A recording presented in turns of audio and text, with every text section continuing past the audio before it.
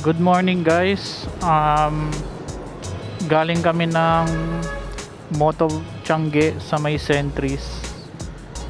Ayan, kasama ko si baby girl. Ah, Ayan, pauwi na kami. Medyo fail yung lakad namin ngayon.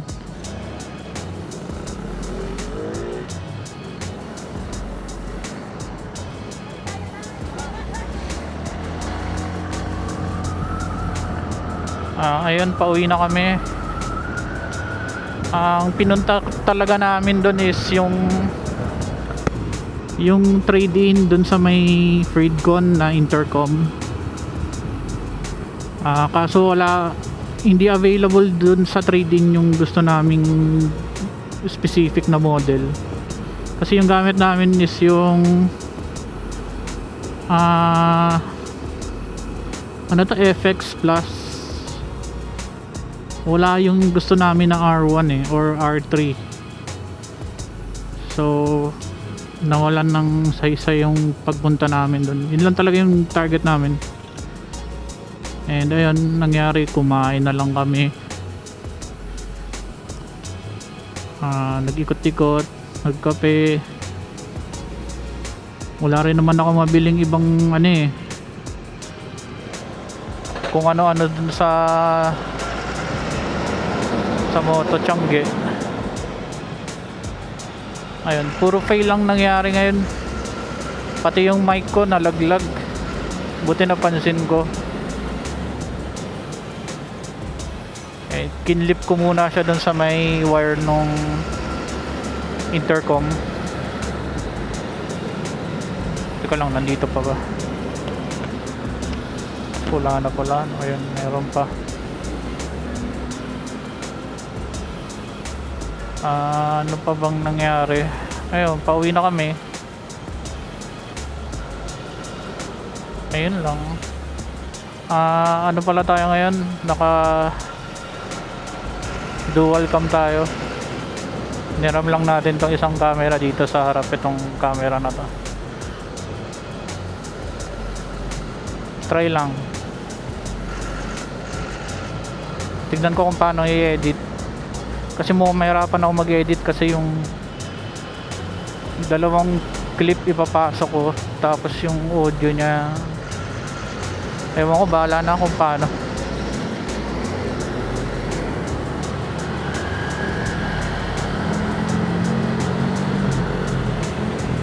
Ayun, nag-ikot-ikot lang kami dun sa may Moto Changi. May mga moto show din.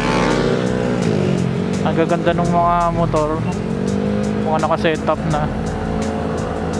Yung X-Max, ang ganda talaga ng puti. Ikaw, anong masasabi mo? Maganda daw yung Vespa na blue. Wala pa siyang mic hindi siya naririnig. Time check, 1:30 na. Medyo mainit na.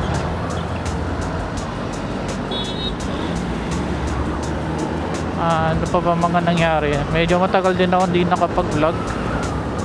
Medyo busy-busyhan, ganun. Ano ba mga nakaraang linggo, may mga konting in-upgrade din ako sa motor. Nagpalit ako ng side mold panel na black. Kasi mas gusto kong i-block yung ilalim niya. Ipapakita ko na lang mamaya. And ano pang ginawa ko?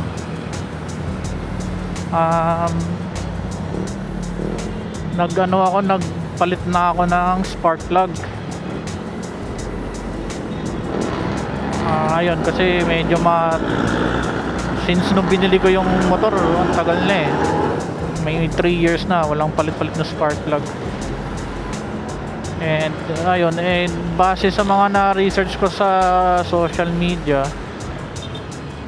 dapat daw may specific na odo na kailangan para mapalitan yung spark plug Parang kay Sir Mel ko ata napanood yun. Ayun, since yung sa akin lagpas na 3 years na, nagpalit na lang ako. Ang binili kong spark plug yung GHK, which is yung ano rin naman yung stock ng Fashion, GHK din. Ano pa ba?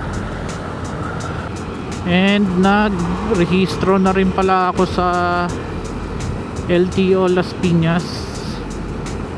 Doon ako nagrehistro.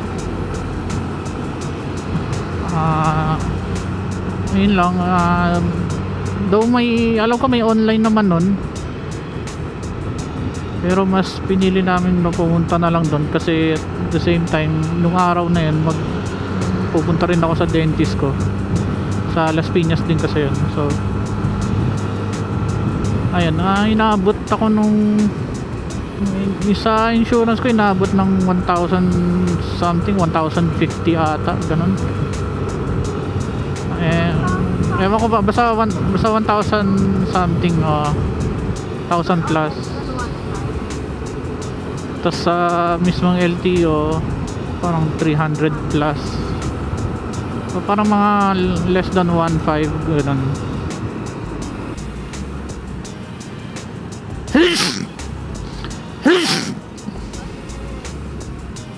Yan, kasama sa video yun. Ay, laway-laway na tong balaklava.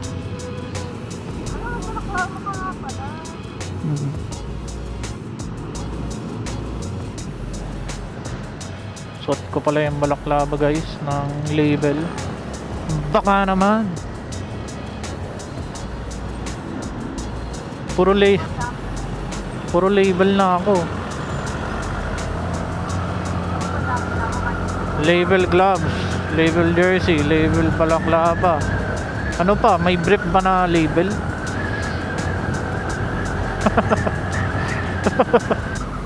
Hindi ko alam kung paano ko i-edit tong video na dual cam. Itong mic ko kasi dito naka-connect. And then yung itong nasa harap wala siyang mic. Ang mic niya yung surroundings lang ng, so hindi ko, syempre hindi ko kukunin yung audio na itong nasa harap kasi sabog-sabog yan. Ang kukunin ko pa yung audio yung nandito, pero parang mahirapan akong i-trim, tapos ewan ko, bahala na, figure out ko na lang mamaya pag nag-edit na. Pala guys, kaya ako mag-upgrade nung intercom kasi itong gamit namin ngayon, pag unang connect mo putol-putol. So ang kailangan gawin is i-off yung isa and i-reconnect para umayos yung audio. Gusto ko sanang mag-upgrade, kaso yun nga, walang available na mas higher version.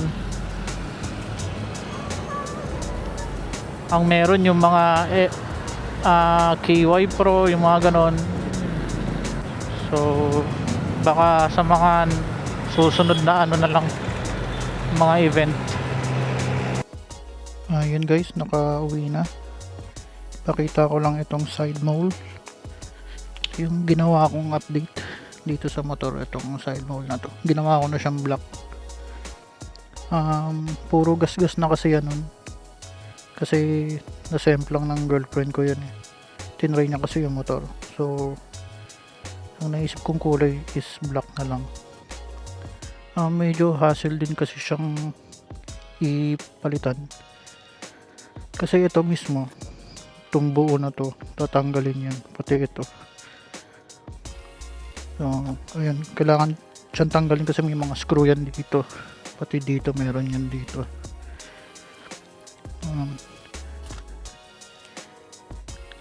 Medyo hassle lang ikabit. And also ito, since sinanggal ko na to, kinulayan ko na rin dito.